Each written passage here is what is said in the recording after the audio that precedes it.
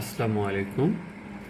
বাংলা সাহিত্যের পর্বে আজকে আমরা জানব মানিক বন্দ্যোপাধ্যায়ের উপন্যাস সম্পর্কে। মানিক বন্দ্যোপাধ্যায়ের যে বিখ্যাত উপন্যাসগুলো রয়েছে তা আমরা একটি ছন্দের মাধ্যমে জানতে পারি। পদ্মার জননী দিবারাত্রি শহরতলিতে বসে সোনার তৈরি পুতুলের ইতিকথা আশা শুনতেন। অর্থাৎ পদ্মা নদীর মাঝি, আমরা জানি মানিক বন্দ্যোপাধ্যায়ের সবচেয়ে বিখ্যাত উপন্যাস পদ্মা নদীর মাঝি, যার বিখ্যাত চরিত্রের মধ্যে রয়েছে কুবের, কপিলা, গণেশ, হোসেন মিয়া। তারপর জননী, তার একটি বিখ্যাত মনস্তাত্ত্বিক উপন্যাস।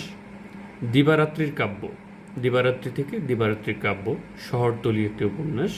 তারপর হচ্ছে সোনাত্তর একটি উপন্যাস। পুতুলের থেকে হবে পুতুল নাচের ইতিকথা, এর চরিত্র হচ্ছে শশী এবং প্রমোদ। আর আস, এটা একটি তার বিখ্যাত উপন্যাস।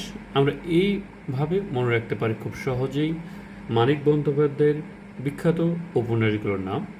আমরা আবারও বলি, পদ্মার জননী দিবারাত্রি শহরতলিতে বসে সোনার তৈরি পুতুলের ইতিকথা শুনতেন। তার বিখ্যাত গল্পগ্রন্থগুলো হচ্ছে আত্মহত্যার অধিকার, ছোট বকুলপুরের যাত্রী, আজকাল পরশুর গল্প, সমুদ্রের স্বাদ। ধন্যবাদ।